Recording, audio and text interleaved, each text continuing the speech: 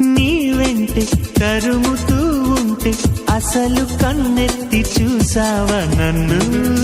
మరి నీ ముందే తిరుగుతూ ఉంటే ఎప్పుడు పన్నెత్తి పిలిచావా నన్ను? రోజు ఇలా ఈ గాలిలా నీ చెవిని తాకేది నేనేగా.